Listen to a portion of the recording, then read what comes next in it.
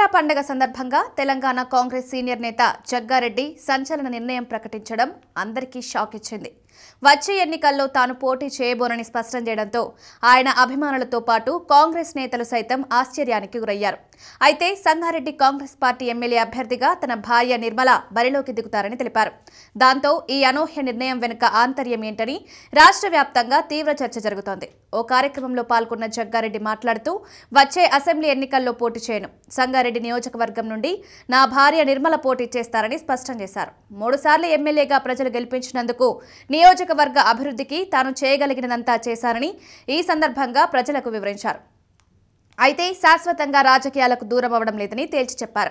కేవలం 10 ఏళ్ల పాటు ఎన్నికల్లో పోటీ చేయరని తెలిపారు.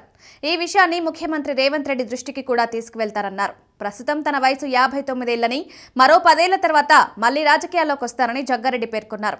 ఈ 10 ఏళ్ల వ్యవధిలో ఎవరు వస్తారో తెలియదని, కష్టకాలంలో పార్టీ కోసం పనిచేసిన వారికి అవకాశం ఇవ్వాలని ఆయన అన్నారు. ఇక జగ్గారెడ్డి భార్య నిర్మల ప్రస్తుతం టీజీఐఐసీ చైర్పర్సన్ గా బాధ్యతలు నిర్వర్తిస్తున్నారు.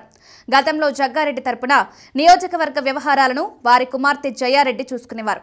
ఆమెకు గత ఆగస్టులో వివాహం కావడంతో అప్పటి నుంచి నిర్మల నియోజకవర్గ కార్యకలాపాలను పర్యవేక్షిస్తున్నారు. అయితే ఆయన నిర్ణయంపై కాంగ్రెస్ హైకమాండ్ ఎలా స్పందిస్తుందో చూడాలి.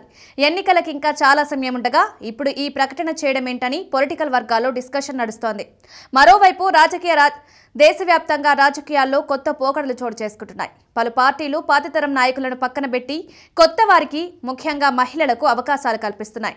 ఈ పరిణామాలను ముందే గ్రహించిన జగ్గారెడ్డి ఈ నిర్ణయం తీసుకున్నట్లు విశ్లేషకులు భావిస్తున్నారు.